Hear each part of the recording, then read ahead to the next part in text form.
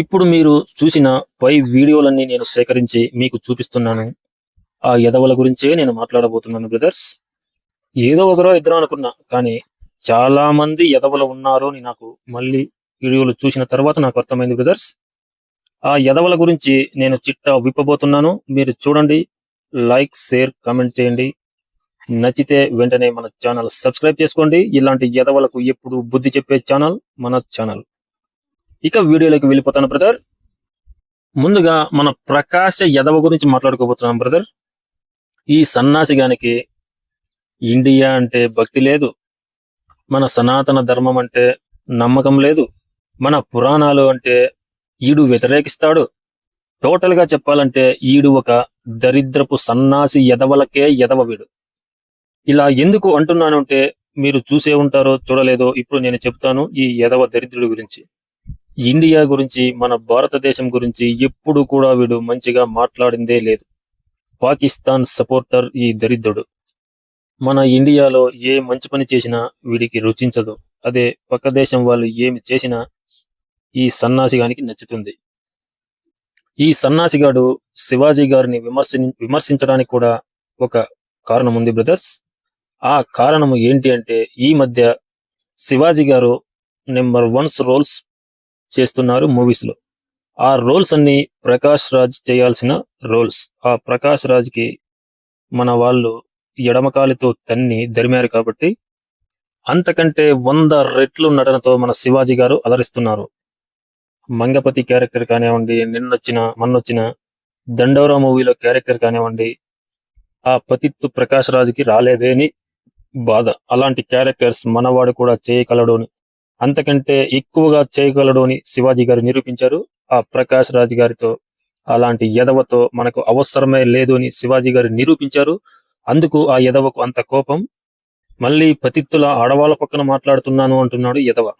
రే దరిద్రుడా, నువ్వు తప్ప, నీలాంటి దరిద్రులు 4-5 తప్ప లేడీస్ లో ఆ అనసూయ ఆంటీ, ఆ చిన్మయ ఆంటీ తప్పితే నేను ఇంతవరకు ఒక్క వీడియో చూడలేదురా నీకు సపోర్ట్ గా.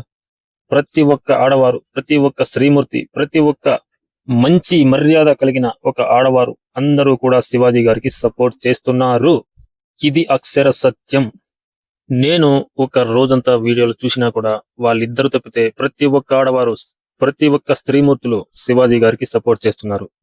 ఈ దరిద్రపు సన్నాసులే, నేను ఇంకా ఒకరిద్దరు అనుకున్నా, చాలా యదవలు ఉన్నారు. వాళ్ళందరి గురించి ఇప్పుడు మాట్లాడబోతున్నాను. మొదటిగా ఈ ప్రకాష్ యదవ గురించే మాట్లాడుతున్నాను. విడాకులు ఇచ్చేసి సంసారాలు చేయలేక సన్నాసుల్లో కలిసిపోయిన ఈ సన్నాసిగాడు కూడా ఆడవాళ్ళ గురించి మాట్లాడేవాడే. ఎందుకు అంటే, ఆయన అవకాశాలు దుబ్బేస్తున్నాడు మన శివాజీ గారు అని వాడికి కుళ్ళు. అరే యదవా, శివాజీ గారు నీకంటే 100 రెట్లు మేలైన నటుడు, అది గుర్తుపెట్టుకో. నీ దరిద్రపు నటన కాదు, ఇక్కడ ఒరిజినల్ నటుడు.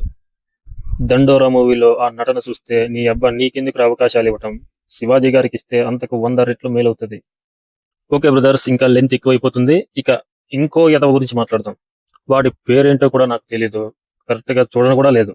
మీరు సెకండ్ వీడియో చూసుంటారు కదా ముందు. వాడు యదవ దరిద్రుడు సన్నాసి, వాడికి ఏ పేరు పెట్టినా తక్కువే. పాపం హీరోయిన్ మంచిగా బట్టలు వేసుకుని వస్తే, ఏంటి ఇలాంటి బట్టల్లో వచ్చావు, మంచి గ్లామర్ డ్రెస్ వేసుకోరావచ్చుగా, మంచి గ్లామర్ డ్రెస్ వేసుకుని బికినీలు వేసుకోవచ్చుగా అంటున్నాడు యదవ.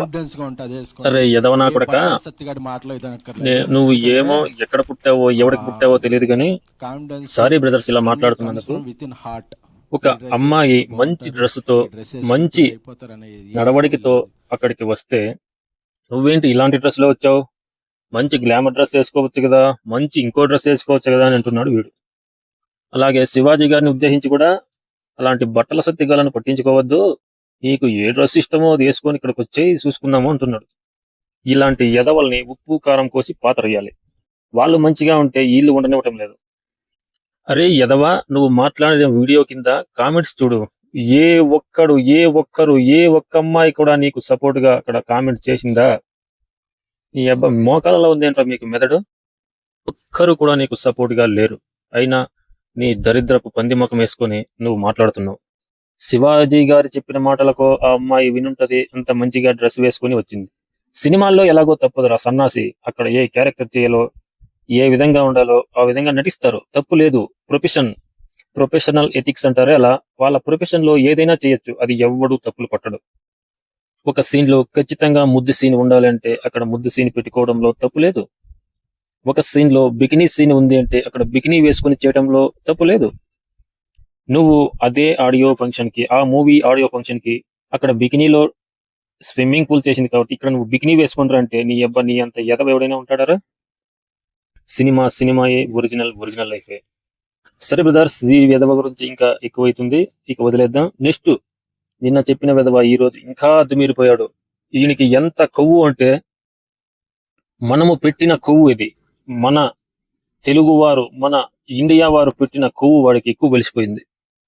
ఎందుకంటే వాడు ప్రపంచ యాత్రికుడు. అక్కడ ఇక్కడ చూపిస్తూ వాడు లక్షల లక్షలు దోచేస్తూ వాడి అహంకారానికి అడ్డు లేకుండా బతుకుతున్నాడు వాడు.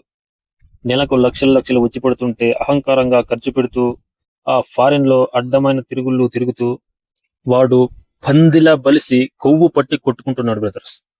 ఎందుకంటే వాడి వీడియోస్ మనం చూస్తూ అన్ని ఎంకరేజ్ చేశాం కదా ఇన్నాళ్ళు.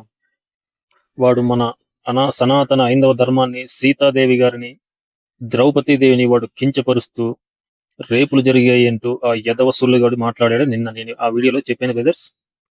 ఈ రోజు ఇంకా హద్దు మీరిపోతూ ఇప్పుడు మీరు వీడియో చూసింది, వాడు చండాలపు మాటలు ఎక్కువ మాట్లాడేశాడు.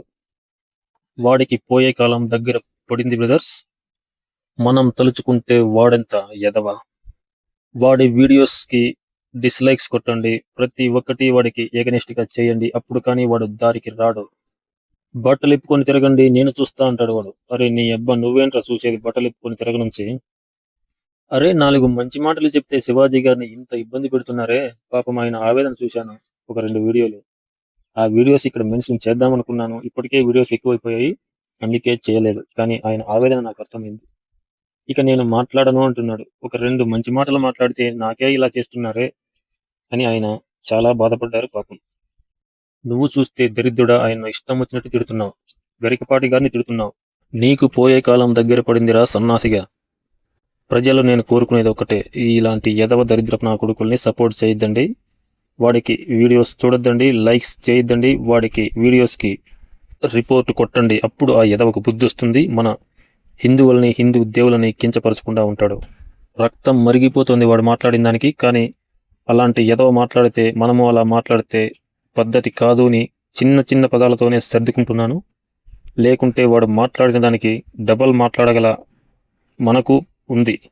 కానీ వాడు సన్నాసి, యదవ, దరిద్రుడు. మనం అలా మాట్లాడలేం కాబట్టి ఇంత ఓపికగా ఉన్నాను బ్రదర్స్. ఇక నాగులు బాము గురించి నిన్నే మాట్లాడాను. ఆ నాగిని, నాగబుస్సు నిన్న మాట్లాడింది చాలా తప్పు, అది నిన్నే మాట్లాడాను. ఓకే బ్రదర్స్, ఇంకొక వీడియోతో మీ ముందుకు వస్తాను. మీరు ఆదరిస్తారని ఆశిస్తున్నాను. లైక్, షేర్, సబ్స్క్రైబ్, మీ వాల్యుబుల్ టైం కామెంట్ చేయండి. ఇలాంటి యదవలకు బుద్ధి వచ్చేలా కామెంట్ చేయండి. Like, share, subscribe. ఓం నమః శివాయ.